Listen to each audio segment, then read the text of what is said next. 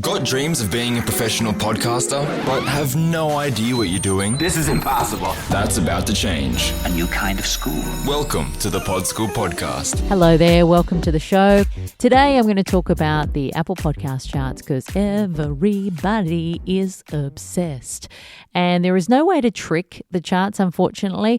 Also, the way that they work is a carefully guarded secret by Apple. I have had communication with some people who work for the company who don't even know.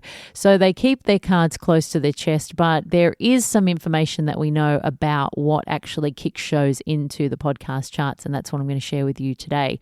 It is not ratings, reviews, and downloads that make the biggest impact. It is subscribers.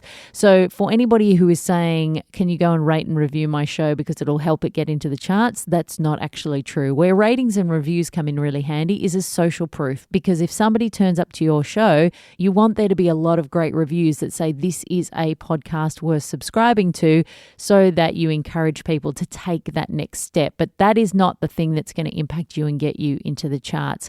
What is going to get you into the charts is subscribers, which in some ways maybe is a little unfair, because it can actually mean that people who've got a lot of interest and a lot of new subscribers can kick into the charts when there can be shows with so many more downloads that aren't anywhere near the charts. So this is where having a really good, loud launch can help you to get your show into the podcast charts in the early days. And in fact, I reckon getting your show into the charts in your launch phase is the easiest time you will ever have. And often shows will go into the charts at that phase and then never go back in them again, because what makes a difference is the last 7 days of subscribers. Rob Walsh at Libsyn described it like this. He said it's the total number of subscribers in the past 7 days with weighted average for the last 24, 48, and 72 hours.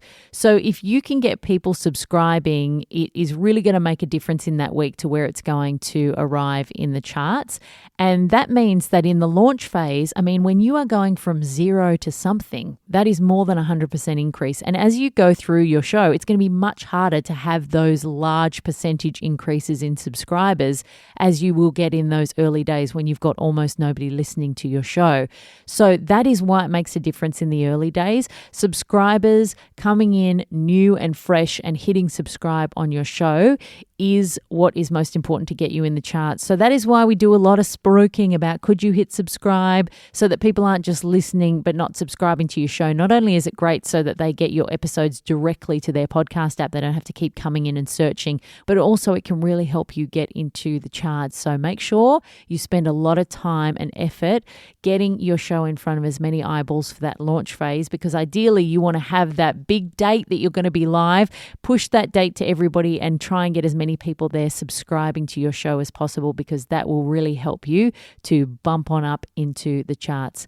Hope that has helped you realize the realities of the inner workings of the Apple Podcast charts, which will remain mostly a mystery, but we're trying to get as much information as we possibly can.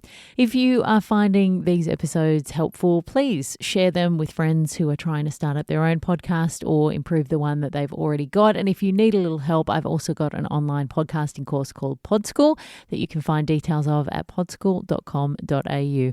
I'll see you next week, and until then, happy podcasting. That's all for today.